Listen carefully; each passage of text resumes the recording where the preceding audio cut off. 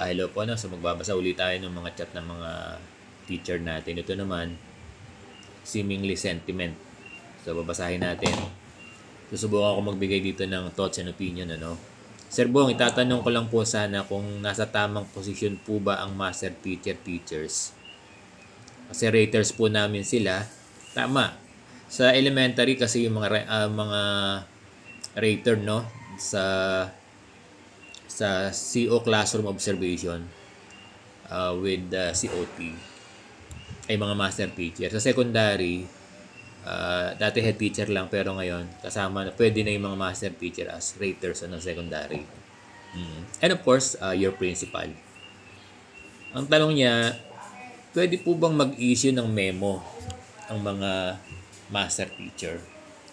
Alam niyo, depende. Nami-misinterpret ng mga guro anybody nakakala nila ay memorandum. Ang pag-i-issue ng memo, akala nila it's only for authority to issue memo on the subordinates. Actually, yung memo, yan, official, yan, procedure ng communication natin. Oo, actually, kung susulat kayo sa authority nyo, pwede ring memo. Oo, pwede ring memo.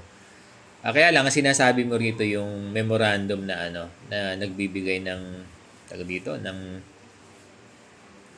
ng directive na parang compliance ganun eh.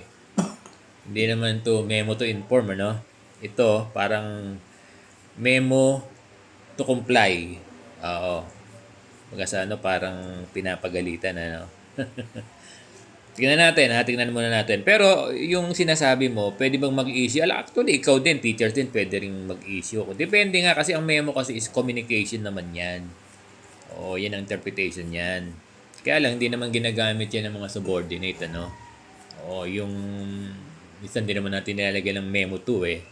Di ba?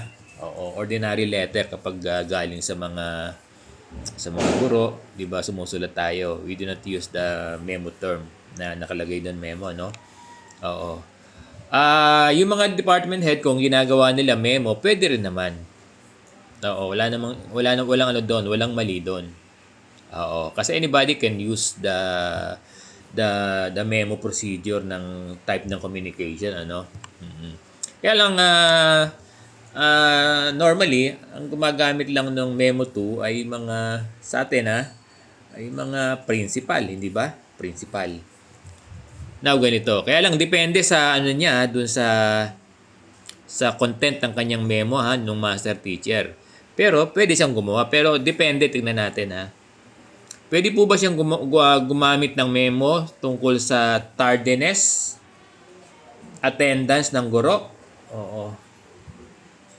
Kasi meron daw silang isang guro na senior na may health issue na stroke. Madalas daw late. Parang ang sabi, nagkaroon na raw ng agreement, Pero yun, hindi yun, sabihin, kahit na ang guro ay sinasabi nating PWD o may sakit, sabihin, hindi naman nagiging maluwag para sa kanya, 'di ba, na